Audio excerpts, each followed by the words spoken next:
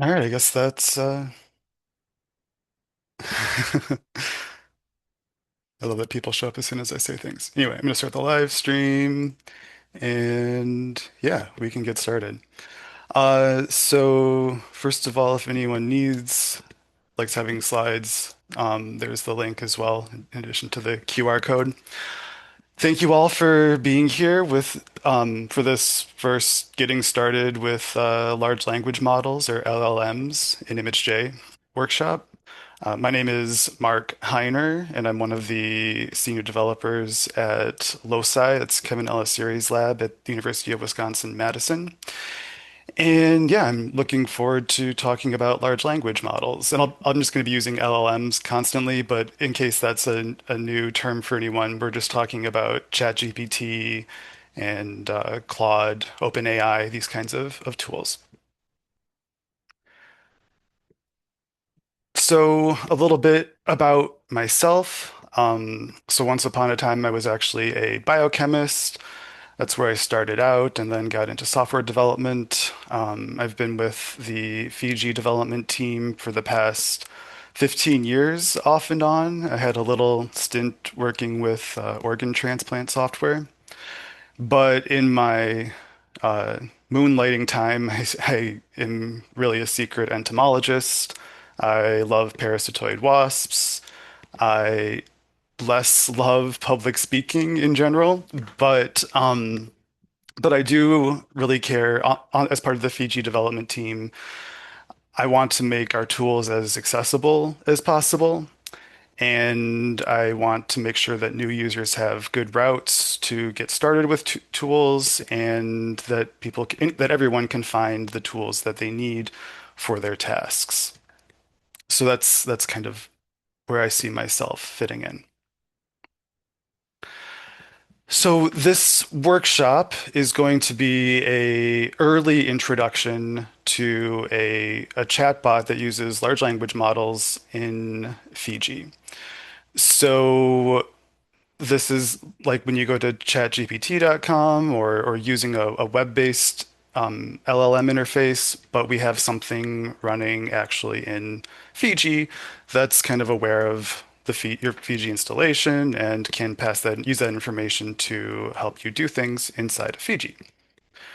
So first, I need to give a little bit of history. Depending on when you saw this workshop advertised, it was originally about using PyImageJ. So the reason for that and the way that got started is that large language model work in our group has been very recent. So it started with a week-long workshop that was using ImageJ and LLMs together.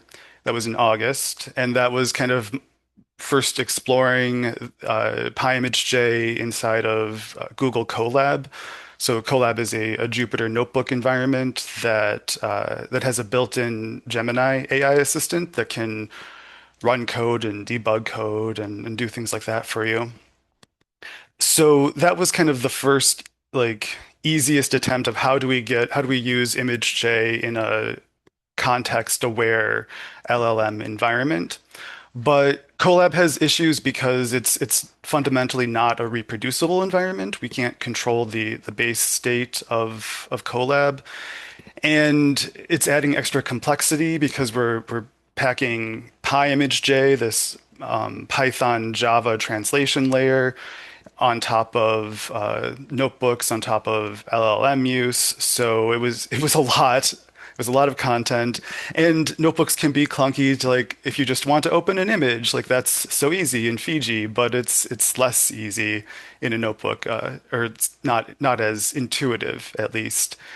And at the end of the day, we're limited by, in a Colab environment, we're limited by just the built-in Google AI model that's available. There aren't like nice, as a software developer, there aren't nice ways for me to customize its behavior. And so its capacity and what it can do for users is just more limited. But this tool does exist. You'll see it on the PyImageJ training documentation. So it's out there, and I'm happy to still support it. But after doing this workshop in October, it was just really clear that we needed a more direct way and a more natural way of using large language models inside with ImageJ and Fiji. So I immediately started development on a Fiji chatbot. And yeah, that was just less than 3 weeks ago. So, just you know, LLMs can definitely be a contentious or a mixed topic, right? Like, so taking a step back, why do we even want this inside of ImageJ and Fiji? Why do we need a chatbot, right? Like today I can go on to chatgpt.com and I can ask it to write an ImageJ script and it will because a lot of ImageJ documentation and forums are publicly available on the web. Everything is open source. So all of these models have been trained on ImageJ and Fiji code. So why do we need a chatbot though? Why do we even need an LLM? So in these past few months that I personally have been working with LLMs more intensely, I I was an initial holdout, and they are problematic. There are other concerns that we don't have time to get into. Um, but at the end of the day, they ideally work like magic, right? Like in the past 3 weeks, like this is just a brief summary of the work that I accomplished, and a lot of that is done with large language models. Like that's how I'm using those to build my tools now. And if you haven't had the experience of asking an LLM to do something for you and then like walking away to get a snack or playing a phone game, like it really feels magical and wonderful. But there are, of course, a lot of asterisks that go along with that power and that capacity, I should say. So, things that they do really excel at though are summarizing and distilling information for us. And there's a lot of information when it comes to Fiji plugins and commands that are available, and just image analysis in general, right? And another thing that was less subtle, or that was more subtle, but took me some time to realize, was that they're really good at reducing activation barriers. Like I think a lot of us love low-hanging fruit, like right? Like we love simple things that give us a quick boost of a sense of accomplishment. We want to get things done. And so taking on complex tasks can be intimidating, and LLMs kind of give us a way that, you know, starting a new Fiji chatbot plugin is almost as simple as doing a Google search, right? I just type in my prompts and start going, and that can make things just a lot easier and more approachable. And there's been a big emphasis in LLMs for coding, and I think that's a really nice place for Fiji because coding is very important in the scientific software ecosystem. Building scripts and macros, this is how we create reproducible workflows that are essential for science, right? Like we want reproducibility, we want things that will work on any platform. And, you know, we can use ImageJ and Fiji for doing our analysis, but at the end of the day, we really want to publish and share tools that will work for other people. Um, and there's a fundamental aspect of using large language models is that they operate on context. So you will get better results that are more applicable to your particular situation if the LLM actually can understand that situation, right? Like I mentioned, I can go to chatgpt.com and I can ask a question and I can copy code and paste it into the script editor in Fiji and go back and forth like that. But with a chatbot inside of Fiji, we can actually, you know, point to images that we have open and give it some that context, that contextual knowledge about what we're doing, or a script that we're working on that we don't understand. Maybe we can pass that to the LLM for interpretation. We can also share knowledge. The fact that we're running in the Fiji environment means that we can look at what commands, what update sites do we actually have enabled. We can get precise, tailored information about our environment. So hopefully that's compelling to you. I think that it's at least, I mean, large language LLMs aren't going anywhere as far as I can tell. It seems like they're just becoming more and more uh, just a part of our everyday life. And so I want to provide a tool that connects people and at least makes it possible to use them effectively and hopefully makes Fiji and ImageJ more enjoyable and accessible for everyone. So I made a chatbot and now we can do anything, right? We're not limited. I'm not limited. You're not limited by Google Colabs. We can go beyond Gemini. We don't just have to write Python notebooks. And so, like an AI service here, these are the core LLM kind of flavors out there: ChatGPT, Claude, Gemini. And then Olama, if you're not familiar with it, is used for running local LLMs. You can actually download an LLM and run it locally on your computer. So we have access to a wide variety of different models. So these are the actual large language models that do the work for each AI service. And you can select any available service, any model, and start chatting with that model. This is what you're actually talking to, I mean, not literally, but what you're communicating with in a chatbot. And you might have seen this if you've used ChatGPT, it'll be like, oh, you've run out of GPT-5, right? Now we're kicking you down to a less powerful model. Um, so this determines really what it's not quite what capacity you have with the chatbot, but different models are going to do different things and perform differently in different tasks. Um, And because we have all this integrated, I could then start creating tools. So ImageJ is a Java program. It is built to be extensible with new plugins and features. These are all code that is executed. And anything that you as a user can do in ImageJ, we can tell large language models how to do as well with these little tools.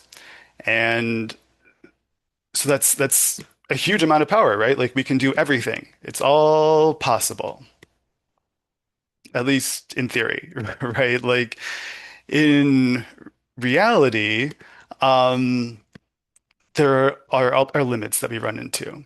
So which model do we use, right? Which model do we connect to, and what are the capacities of that model? A lot of models are rate limited, so you can only contact them a certain number of times per minute, per day, per month.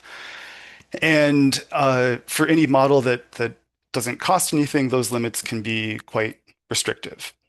Um, I said that LLMs can create code that works, usually, but or mostly works, I should say, right? Like here is a script that I generated, and it's got an image plus. This is an input, so it's taking an image as an input, and it's taking the active image as an input, and then it's also setting that image as the active image. But this is the active image, so why did you do that? It's like these little quirks show up very regularly in code. And as someone who's been debugging LLM generated code for the past couple of months, it's this is a part of life, right? Like there's not an expectation that things are just going to work out of the box. And then there are wider limits. So I mentioned models, right? The model you're talking to has been trained, and that point of training is kind of like a finite baking process. And when it's done, the model has its knowledge that it has, and that's it. And we can update that with context and information, but its core knowledge is set at a particular time and date that it finished training. So, for example, I asked about a Google search because that is one of the easiest ways to provide kind of a live update of knowledge in LLMs. And by default, our chatbot doesn't have that capability because we haven't built or activated the correct tools yet. So, everything's possible, but isn't necessarily available by default. So, hopefully that makes sense. Um, At the beginning of any LLM talk or workshop, I like to have a slide like this where we set expectations for what LLMs are going to do for us. Uh, Fundamentally, so LLMs are statistical systems. They are very, very complex systems, massive systems with billions of parameters, but they operate as statistical predictors. So when you send text and input to an LLM, they are designed to predict the most probable response, essentially, to your input. And because of that underlying statistical nature, there is a fundamental issue of reproducibility, right? The actions of an LLM I would not say are not reproducible. There are ways to influence it and to provide controls, but a LLM doing image analysis for us isn't something that I would want to enable as like a or publish on as a reproducible product. So they are more of an interface for creating things than they are the doers to me. That's my personal view on the role of LLMs. They also don't understand meaning, right? Because it's very easy when you're chatting with a chatbot because of that conversational tone to feel like it is understanding you. Um, they are typically tuned and designed to reflect our own biases and internal meanings. So they can pick up on things in the phrasing of our questions that are just very subtle and not intentional. And they can be wrong, right? Because they are trying to figure out the most probable response, whether or not that is correct, and without completely what we would call understanding. It's still probability. And they're very good at it and always getting better at it, but it's still, I think, an important distinction that we need to make. Also, they will make mistakes. I think there's been a lot of evidence of hallucinations and people relying on hallucinations. So things that LLMs have facts, right? Facts that the LLMs have made up that are not true, but that can be then unfortunately get used as the basis for further deduction or claims. And a big problem is that they are often very confident, right? Because statistically, that was the most likely response, right? So, of course, that is true.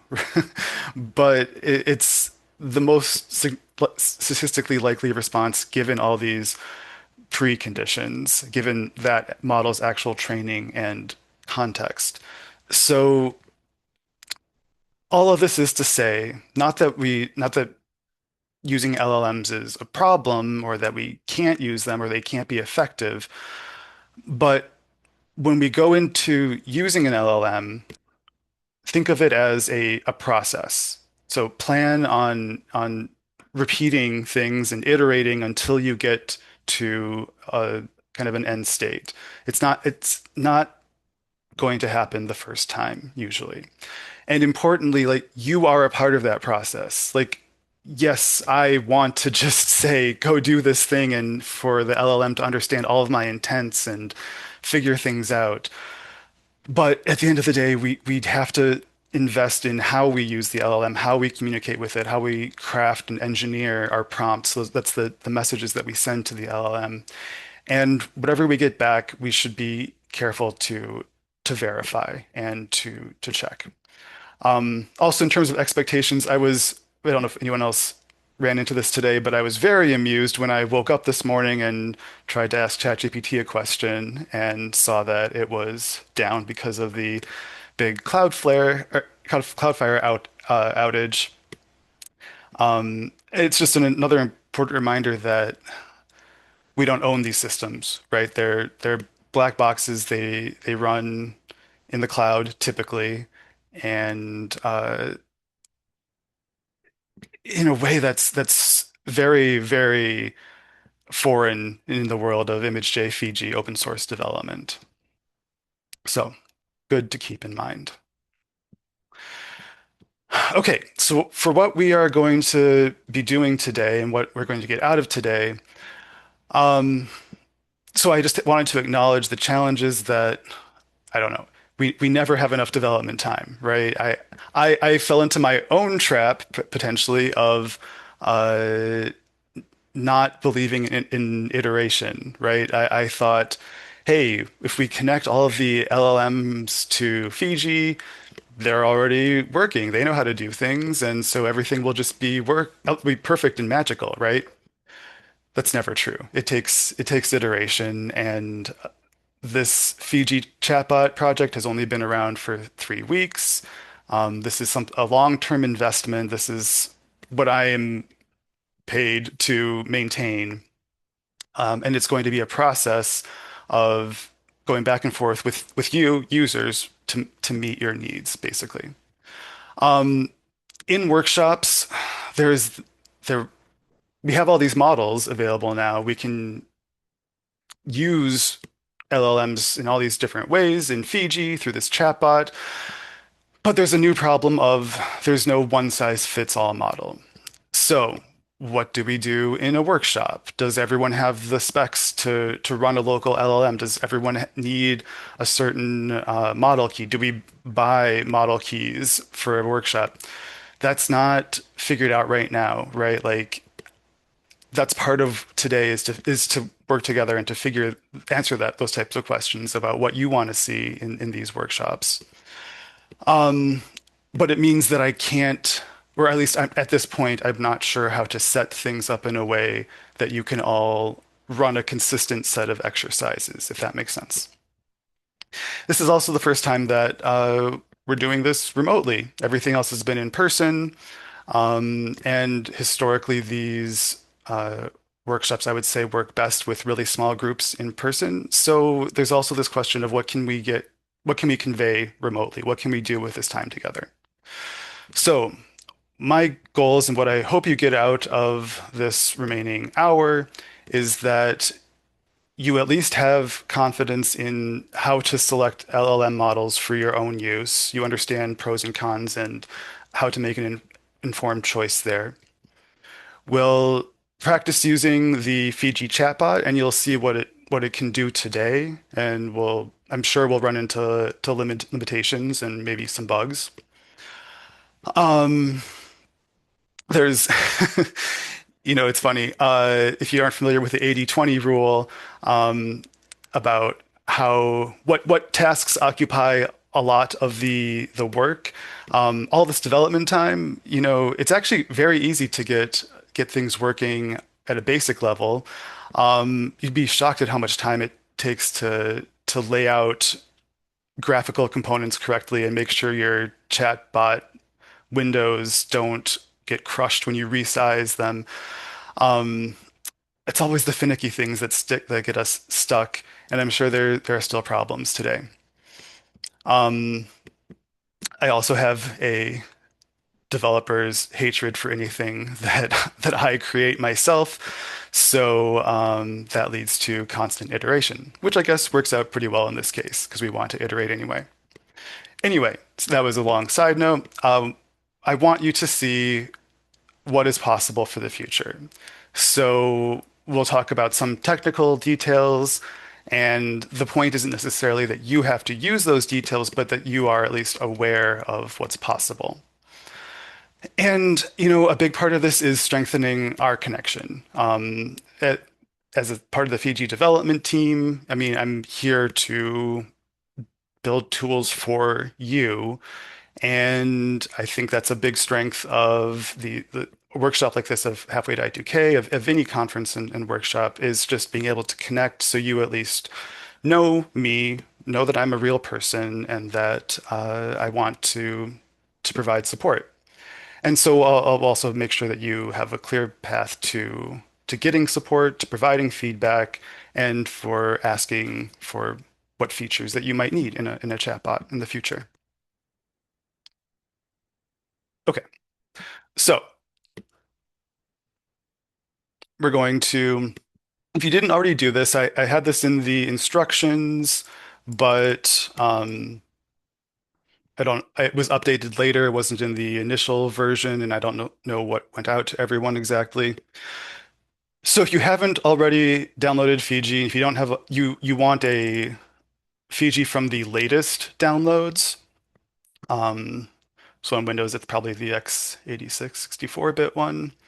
Uh, Not the stable. This is like the updated Java 21 running Fiji. So this is newest features, latest development, and the chatbot will only work with latest Fiji. We do not want the stable Fiji. This was the Java 8 before major changes to the launching framework of Fiji. So grab a Fiji latest if you haven't already. And then once you have that downloaded and installed, you will need to add the Fiji chat update site. Let me paste that in for people if you need it. So to add a new, here's my little Fiji. Here's my giant Fiji. Okay. So if we do help update, I'm up to date. Hooray. You can manage update sites.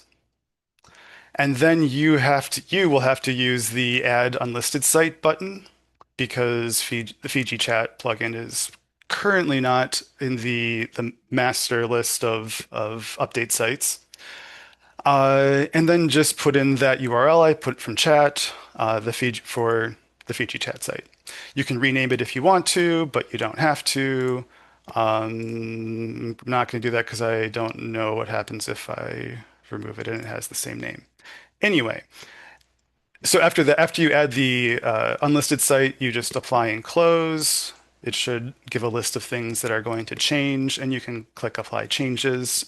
That'll start the download for all the update site, for that update site for the Fiji chat actual programs. And then you can restart your Fiji and everything. The chatbot should be available. So before I go on, I just wanted to check, did anyone try installing setting up the Fiji chat update site and have any problems that we need to troubleshoot?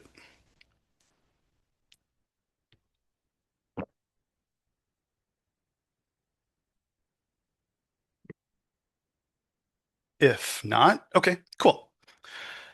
Anytime if you have questions, if you want me to repeat something, if you want me to stop and go back and do something again, I know that I've awesome. Thank you. Um, Sometimes I do things really quickly because I've been doing them over and over and over again. So I'm always happy to go back and repeat. And if you do have questions, you can always let me know later too. Um, you are not limited to the scope of this workshop to talk to me. Okay, so if you're interested, there's a documentation, little quick start guide and basic overview on GitHub. That's where the source code lives. That could evolve over time, but for now, there's documentation there. I'm not going to go in depth there because we're going to cover a lot of that in person here. So If you're looking at the slides, just so you know, the next few slides are very sparse, mostly because they are meant to be done interactively. So I'm going to actually show you and we'll explore Fiji chat together. To start a new chat, under the help menu, there is a new assistance submenu, and Fiji chat is the command that we want to run. So that will pop up a little dialog for you where you can select a AI service and a chat model. So there are also links back to the README if you want the documentation later, and a link to the forum, which will come up again and again because the forum is where you should go for help. Um, so first thing that you do when you're starting a chat would be to select the AI service that you want. So a quick overview. The only service, the reason this is going to matter is that um, when we are using AI services from third-party tools, I mean, so technically from these LLM services perspective, Fiji ImageJ is a third-party tool, right? We are the external consumer of their code, their product.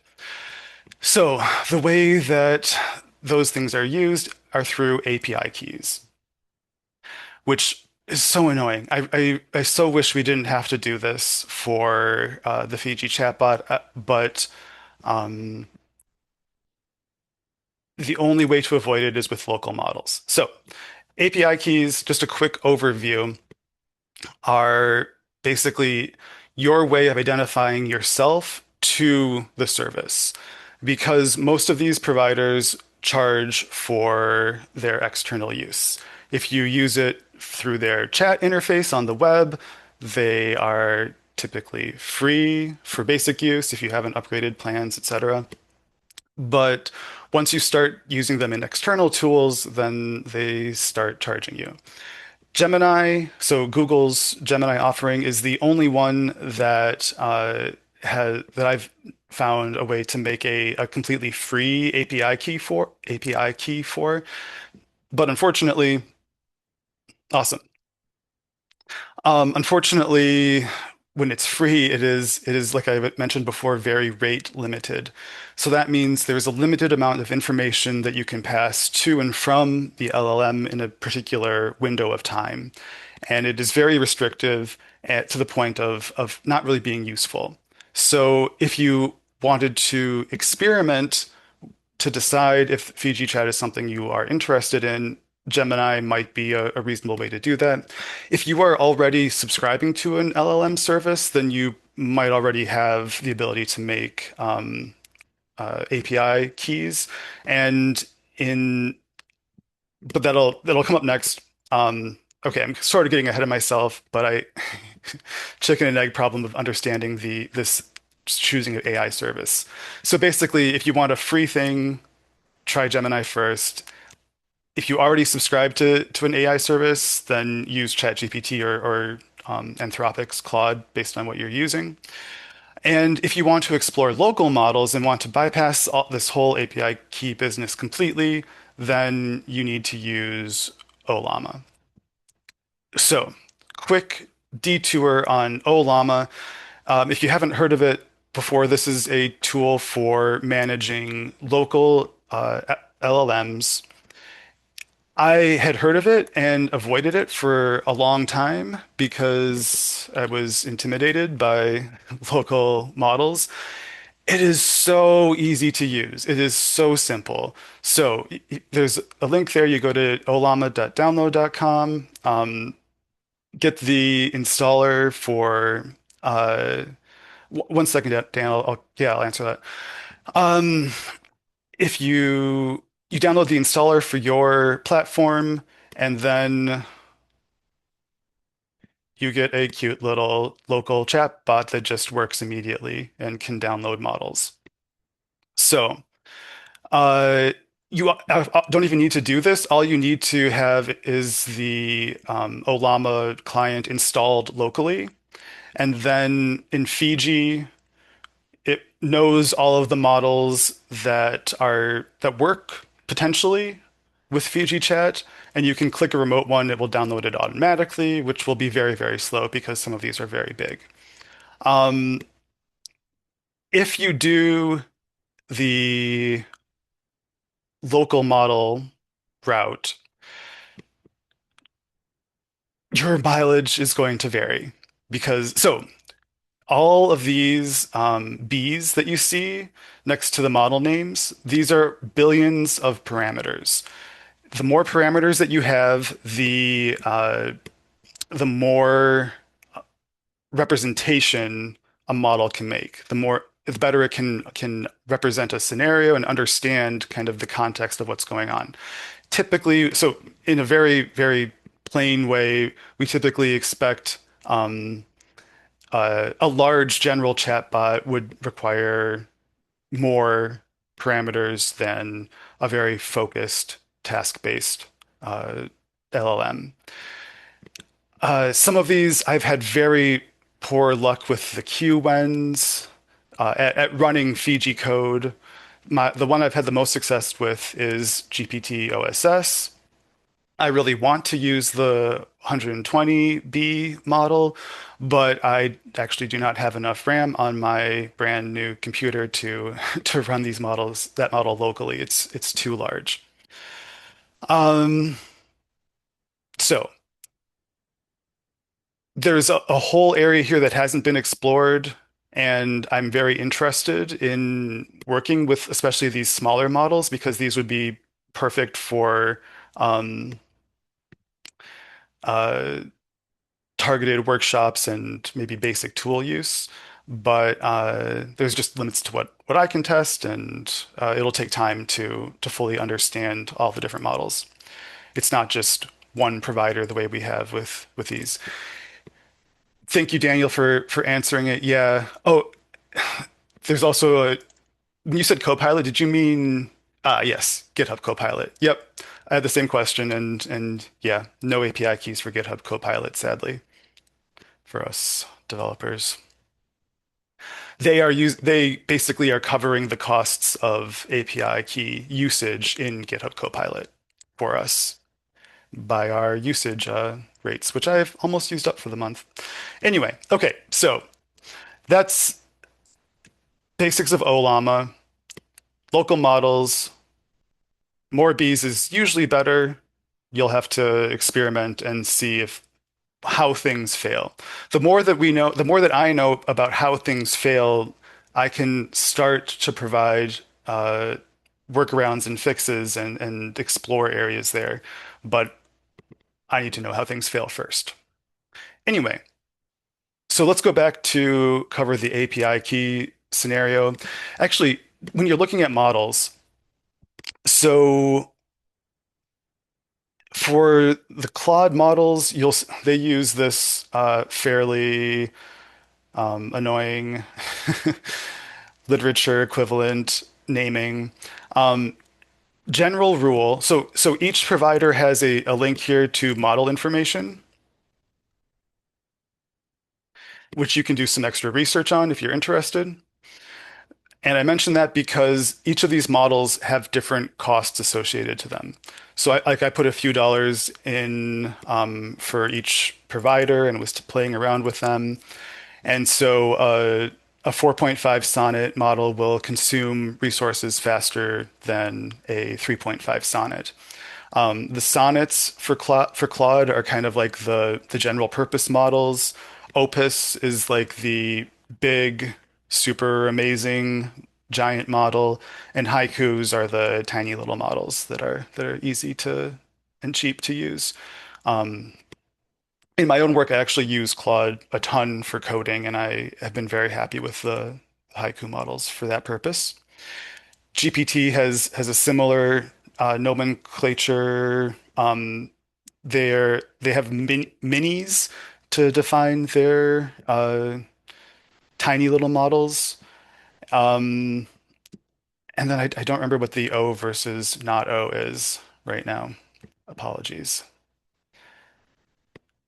Gemini has basically just three variants, the expensive one, middle of the road, and a lightweight model.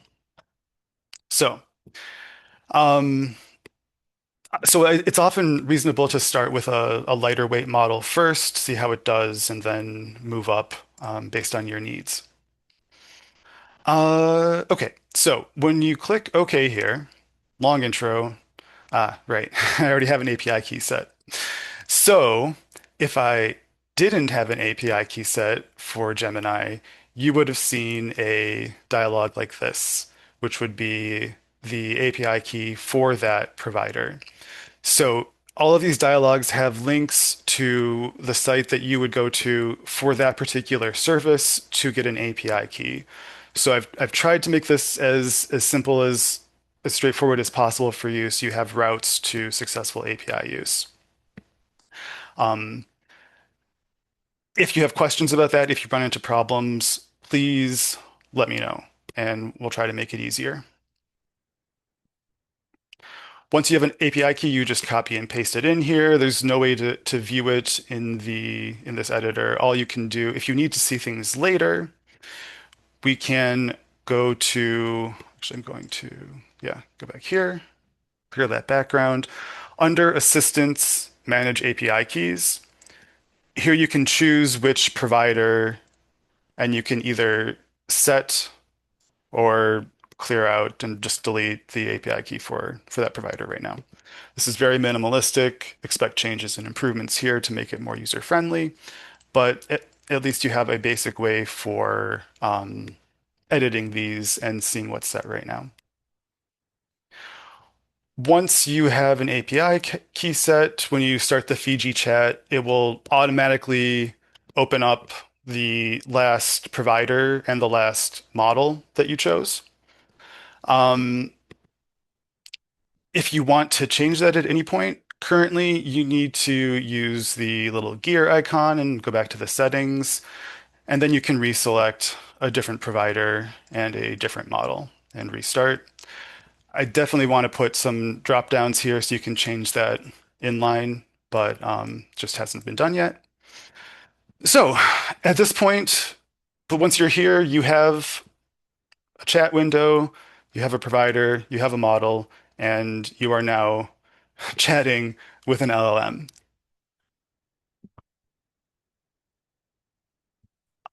So I want to go over a little bit, show a little bit of what we can do. If you ever forget or get lost or confused or are like, how did Mark do that one thing? There is a little interactive tour that will pop up and go through the UI, the user interface, and tell you what everything does. Always there if you need it. Um, for the most part, it's really just going to be chatting here like a standard chat bot, which I will use correctly. So as soon as you send a message, you get a conversation started. If you want to delete that conversation, you can, no problem. These are all saved locally, and they are not tied to any particular provider or service or model. So you can start a conversation with one and then be like, well, this one was stupid, doesn't know what I'm saying. I'm going to try the fancier model now. Totally legitimate path there. I do that all the time, actually. Um, So you'll see this area in the middle. These are our contextual items. So we have scripts and images right now. If we try to add an image, there's nothing available. If you click a button, it will add basically the whatever the active is, right? So if you're used to using ImageJ commands, we usually run things on the active image. So clicking that button will give you the active image in a giant text bubble for some reason. Um, if we had blobs open, then hey, we have blobs in the context. And we can also use a drop down if we have multiple images open, take the image that you want, attach it as context. You can only attach a thing once in the context. There's no reason to do things more than once. You can click manually to remove, or you can clear out everything if you want to. So there is something that is perhaps deceptive about attaching images in that let's ask the LM what it knows. Let's make this much bigger. So the amount of information that we can really pass to the LLM is limited. When LLM models support different levels of input and output, the output is usually text, but there are some models that create images and videos, as we know now. Um, those models need to be specially trained for image capacity. So we can, when we use this images button and pass an image to the Fiji chatbot, we're sending metadata right now. What are the dimensions? What's the dimension order? What are their sizes, pixel type, etc. And almost that's basically it. Um, we can definitely expand this. This is all under my control as a developer. So if there are things that you think are missing, then just let me know and we can add more metadata, more information. In terms of actually seeing the image, though, we would have to expand to use vision capable models. And there are Olama models that support vision. There are different provider models, at least I think for ChatGPT or Claude, that support vision that we could use. It's just there's not no way to pass pixels currently because that seemed like a very high requirement and use case. I think that will be more niche, but it's definitely something that we can expand and explore if it's important to you. For scripts, so unfortunately, you using an LLM that can program for us does not get us out of looking at code. And as I was saying earlier in the chat in the workshop, that's because scripts ultimately give us reproducibility. And scripts also take that. So I said LLMs aren't reproducible, but the scripts that they build are reproducible, right? So this gives us a way of creating reproducibility from using the LLM by building, writing, and editing scripts. We can do that as much as possible. So as much as possible, we can do that with the LLM, but at some point, it will be helpful to understand some level of coding. And there are workshops and tutorials on coding that I'm also happy to share with. LLMs are actually really, really good at teaching people how to program. I've used them to build interactive educational notebooks in Python, for example.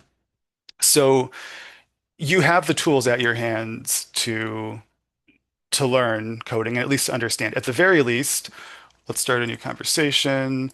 So let's say we open up a script.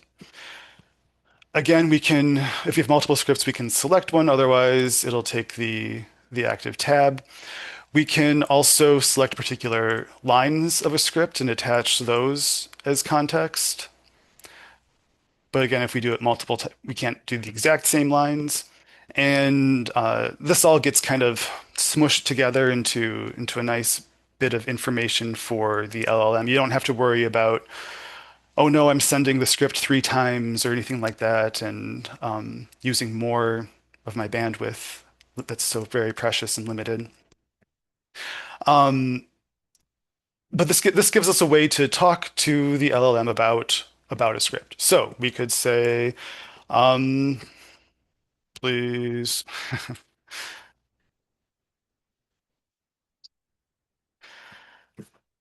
So I'm laughing at myself because I said, please summarize. And there's a basic script prompt engineering principle that is be imperative, like just be direct, give a command, don't use flowery language.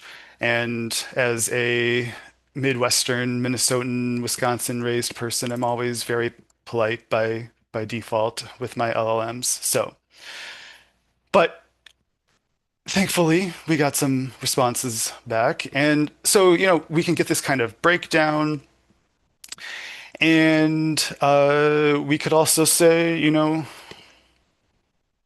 let's create a new script that segments and counts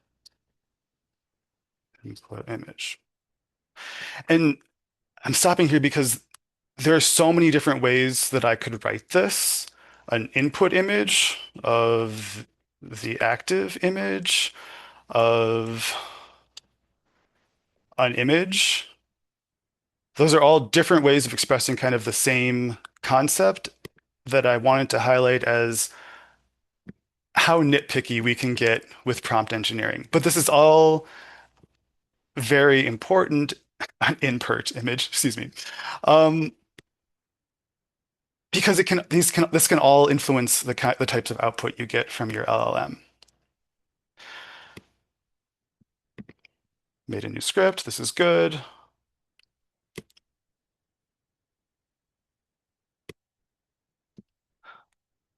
Amusingly, so this is what I was talking about with your mileage may vary, right? Great question.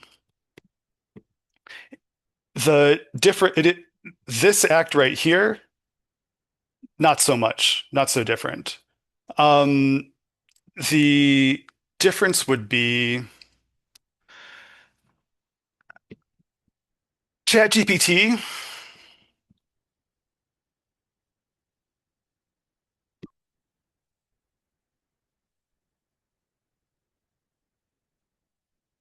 Actually, let me copy and paste my actual prompt here.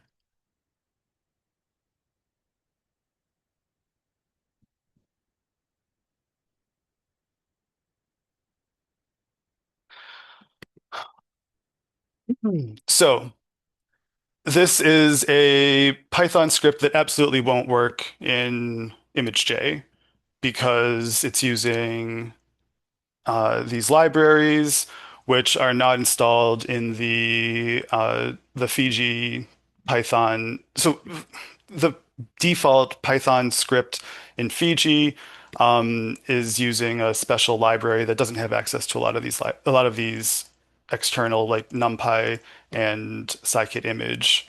Did it even use scikit-image? It used OpenCV. Okay. Skimage. There we go.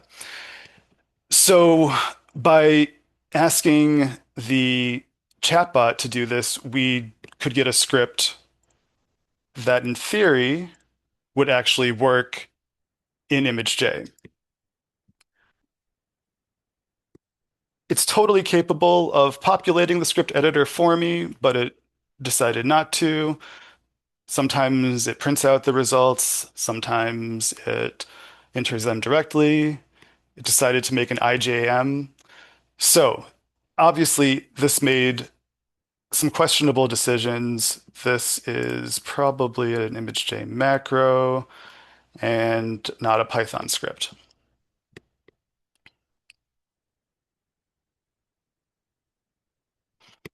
Um, so this is what I was saying about context. This is very naive behavior right now, and I have all sorts of ideas to make this more reactive. So what plugins do you actually have installed in your Fiji environment? What version of Fiji are you running? Um, Information like that is something that ChatGPT and the web could never access, but we can expose that type of information if we want to a chatbot inside of Fiji. We can also do things like editing particular lines of code. We can say like these things are wrong. Let's change them or let's rename them. So you get a more dynamic back and forth with the LLM than you would with a web-based chatbot. Another important thing is in troubleshooting. So I'm going to do something ridiculous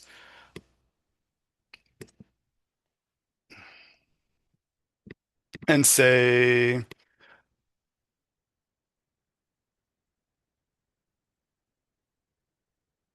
which gives me an exception. And I absolutely could take this script and copy and paste it into ChatGPT and then take the error and copy and paste it into ChatGPT. Or I could say,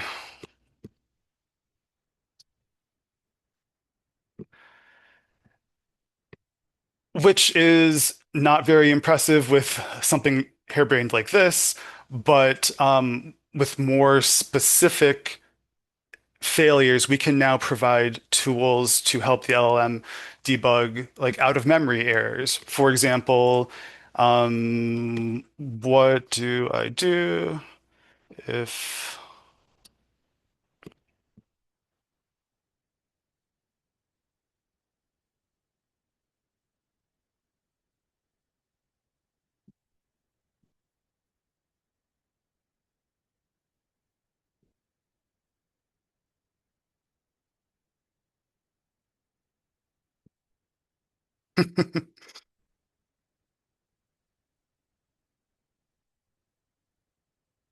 one problem with local models is they are also slower than remote models, so expect it to get slower.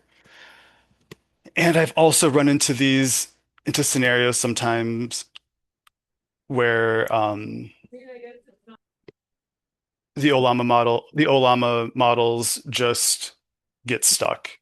You probably can't hear it, but my computer has ramped up. My fans are spinning. It is very confused. It is stuck on something and maybe even permanently. Um, but let's see. Let me go to not Sonnet.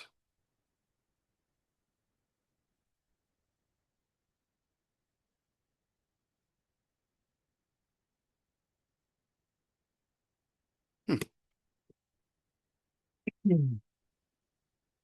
Yeah, so yes, Daniel, you can stop it, except this is a learning thing for me. So anyway, the to on the memory thing, I was just pointing out that we can tie specific commands, we can expose those to the LLM if that's just want to underscore that um, we can do more interactive troubleshooting and understanding and provide actual knowledge of your installation to the LLM. Just to emphasize that. So yes, when you send a message, write me a poem about. So the send button interrupts it while it's outputting a response. However, there is something that is happening in that interim period when you see the thinking animation that I have not figured out how to interrupt. And using an LLM, using Google searches, it's just a development problem. We'll get there eventually. I absolutely want you to be able to stop immediately when an LLM gets hung up like that, when a model does. And right now, if you wanted to go to a different model and run the prompt like you said, so you can reload any of your conversations. Um, and if you want to replay history, like actually send that back, right now it's just copy and paste. Um, I am very interested. Daniel, it sounds like you've used VS Code and Copilot, and I would very much like to recreate a Copilot-like experience where you can go back in the conversation history and kind of reset things to a particular point and easily navigate the uh, prompts that you've sent. So yes, that's making this even nicer is always in the plans. Does that answer your questions, Daniel?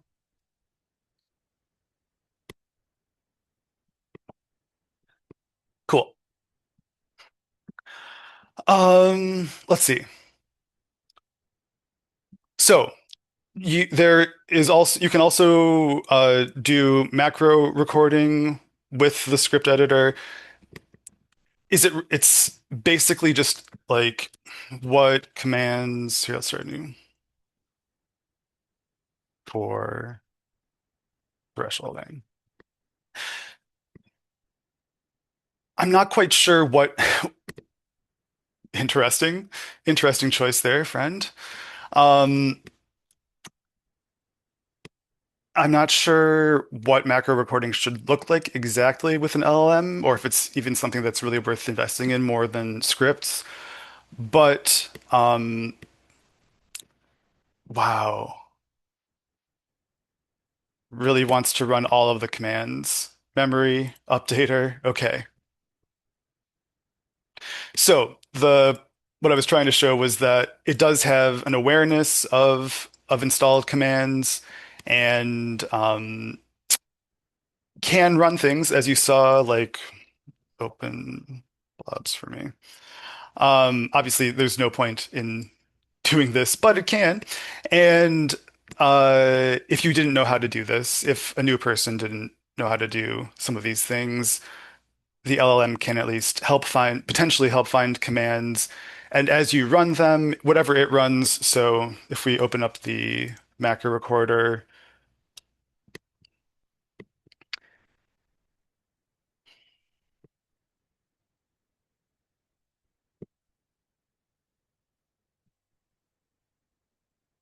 yay, we open up blobs and we recorded. So the point is just so that you know that actions taken by the LLM are also macro recordable. That was, if you're new to macros, that's a whole nother workshop. Um, but the idea is to be able to use, I would like ways to use the LLM to support building macros because I think it's a natural, easy way to build an analysis workflow. And then you have the LLM to help you. The LLM can actually know concretely, like, what are the methods available inside of the macro language and can make edits and changes as appropriate. So, but this is even less tested than the script building. So we need people to try it and to not just try it, but to envision what you want it to look like, right? Like that's what I need to know is what do you want these things to really look like? What features are important to you? Let's see. So we did providers, we did local models.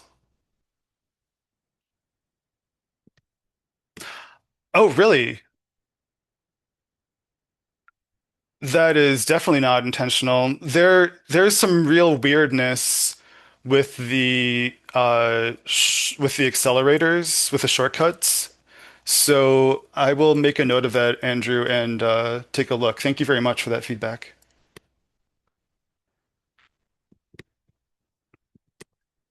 But yeah, I did not realize that.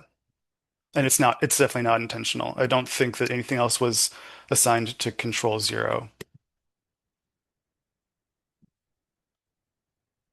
Hmm, interesting. What platform are you on, Andrew? Really? Okay. Okay. I have thoughts.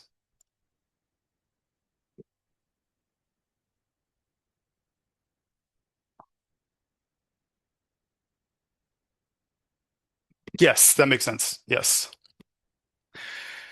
Yeah, D Daniel, thank you. I'm glad that you can see the potential here. I think it will be really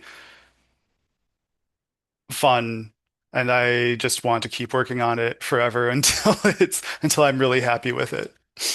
Um, okay, so I wanted to take a little bit of time to do a developer corner. Okay, this is not just for developers. Um, the point here for users is also to understand what points of extension are possible for the Fiji chatbot right now, to imagine, what you might want to see in the future. So all of this Fiji chatbot is built as a extensible framework.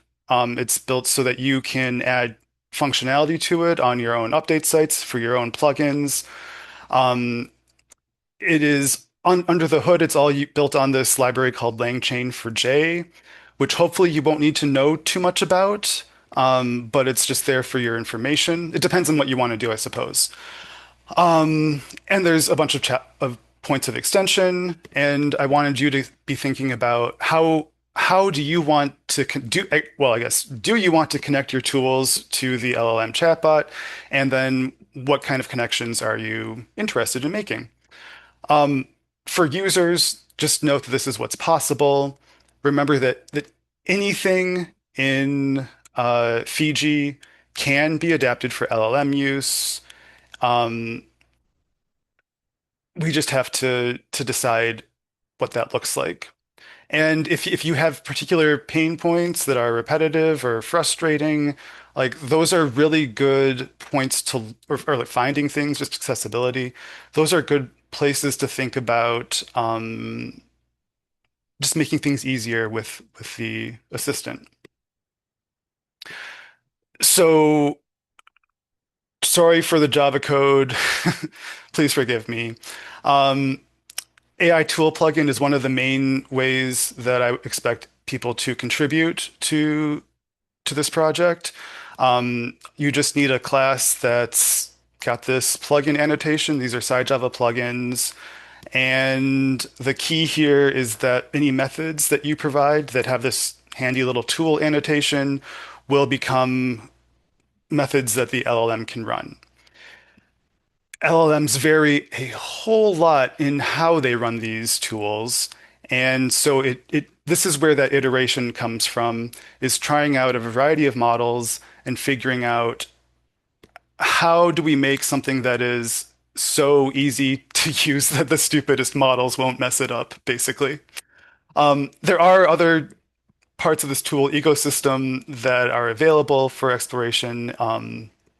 Correcting mistaken tool usage, things like that, that will also expose for external developers. Context items, so scripts and images that I showed you today, that's a pluggable framework. We can add support for other types of context from the Fiji environment that we transfer over to the LLM. You just create a context supplier and define how do we map that environment information to LLM appropriate information, so text format usually. And we can also create brand new LLM providers. So these are the actual Olama provider or the Gemini provider or the Anthropic ChatGPT provider. Those are the providers. This adds actual new model connectivity to the chatbot itself.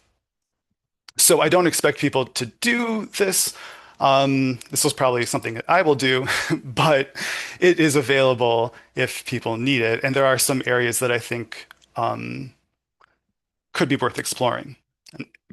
So, in the last 20 minutes, I really want to take advantage of this time to collect feedback from people.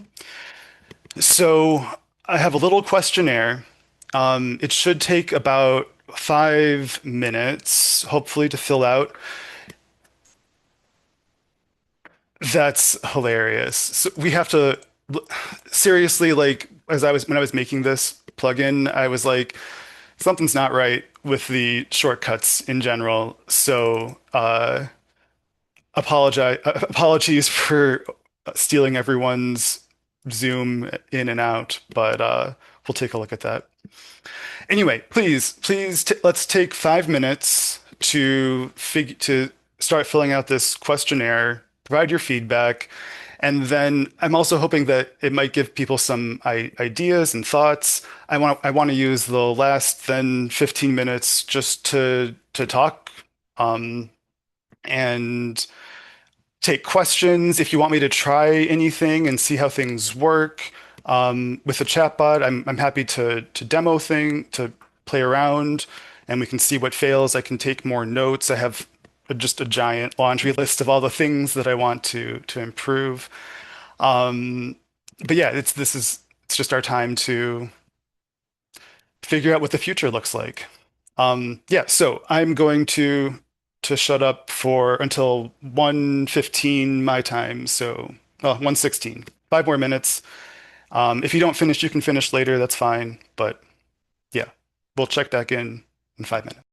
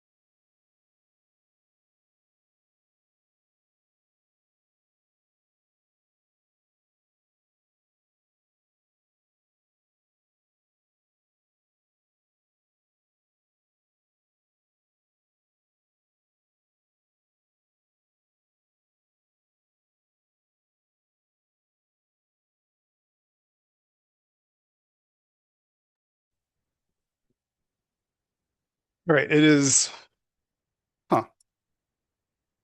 My system says 116, so that's good enough for me. If you need more time, please feel free to keep writing or or do it later. Oh, um, sorry, Kathy. Do you mean to the update site to actually get the chatbot or the one to run? Like, do you have help assistance in your Fiji menu?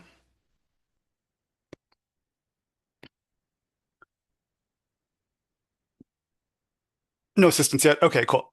So then you need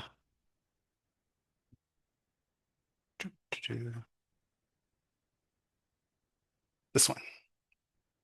This is the update site. Ah, thank you so much.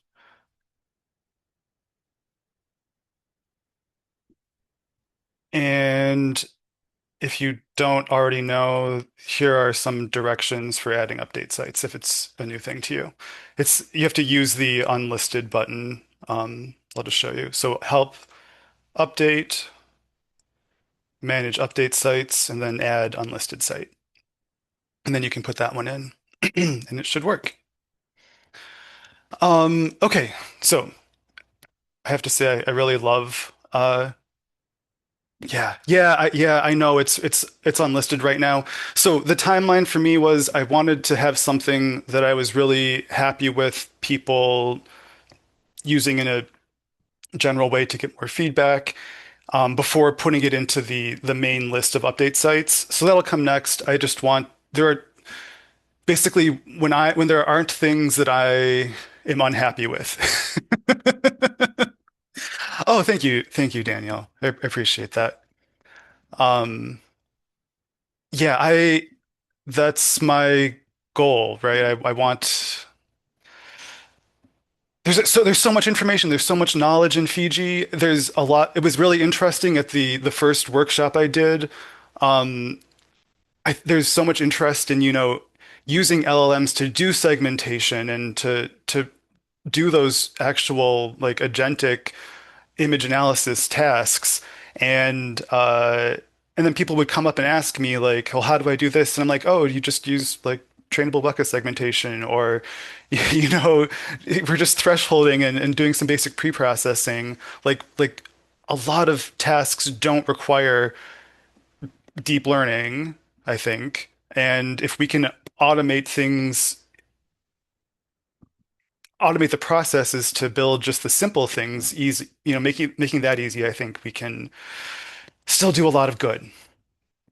Um, so thank you. First of all, thank you for everyone who filled out the form, or if you fill it out later, thank you anyway.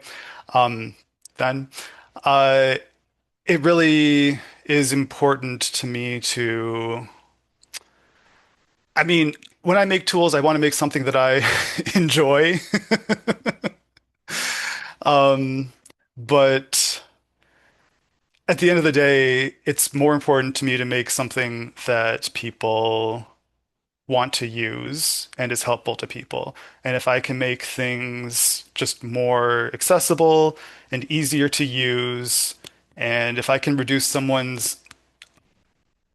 automate someone's workflow, then, I've done my job and I can be happy for a month, a year, whatever, until the next time.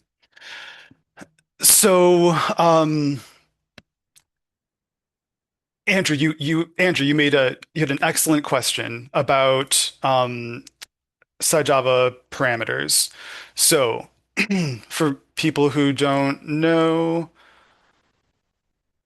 let's not use an R1. Yeah.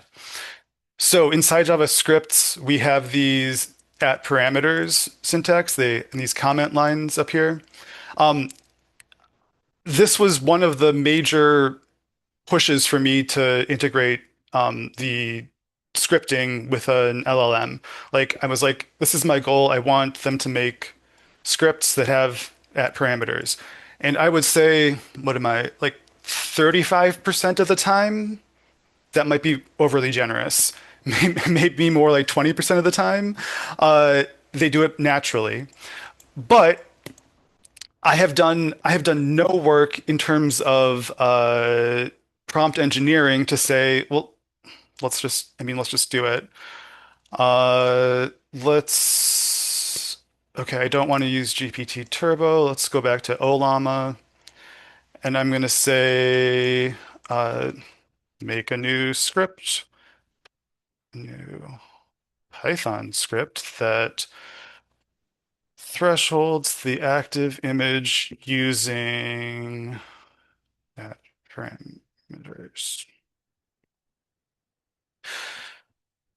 So this was naivete on my part. I thought that if I just connect the whole script and throw it to the LLM and write a complete scripting guide for the LLM. So under the hood, the LLMs have a little tool they can read about um, how to write scripts, basically. And it's like use at parameters, and I'm like mission accomplished. And no, of course not. It works sometimes, but not consistently. Um, However, last night at 11:30, I sorry. Uh, so what's happening here is that the way that I have told the LLM to write at parameters is just not appropriate. It's not foolproof enough.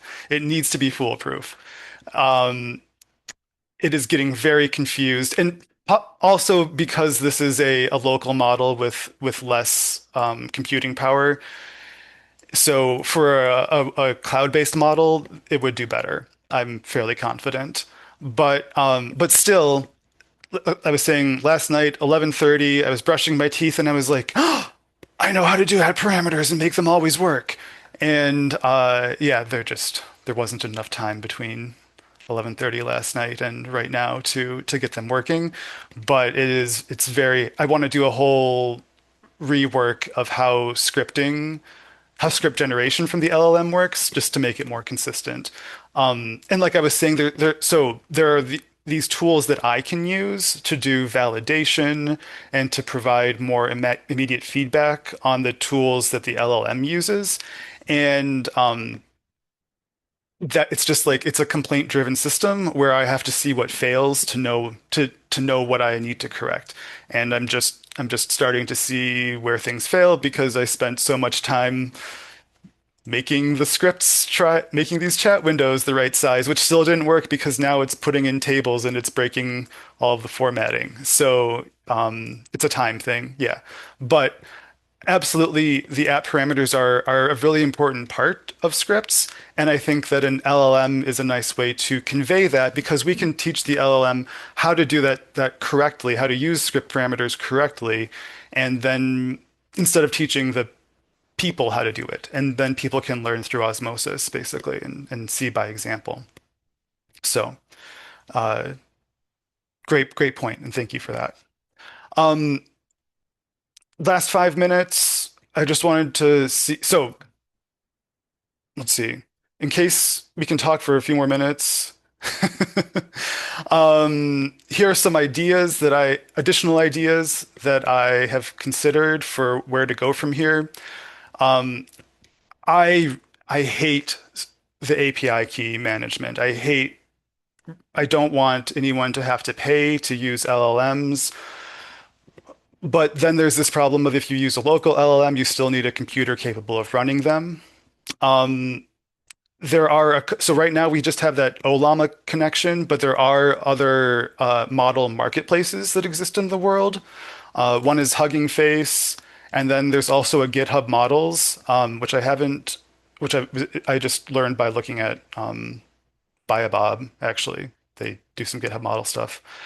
Uh, Hugging Face already has an implementation for this LangChain for J that I'm using, but it seems to be remote only. So you would still have to run stuff remotely. So I don't know. These are options. There's also the BioImageIO chatbot, um, which has its own model that we could try to integrate into the Fiji chatbot and be able to use the BioImageIO chatbot inside of the Fiji chatbot. I think that would be kind of cool. But then on the other hand, I'm like, should we have fewer models? Like, is this too overwhelming? Should we hide the model selection more? Should we? It's hard to say because on one hand, you want to give people choices, but you also and you want people to have control over what paid resources you're using if you are paying for an API key. But also, we want to make things easy and streamlined and ideally work locally. So right now I'm really pushing that Olama GPT OSS model, but yeah, I guess I just need to know what the community wants there. Yeah.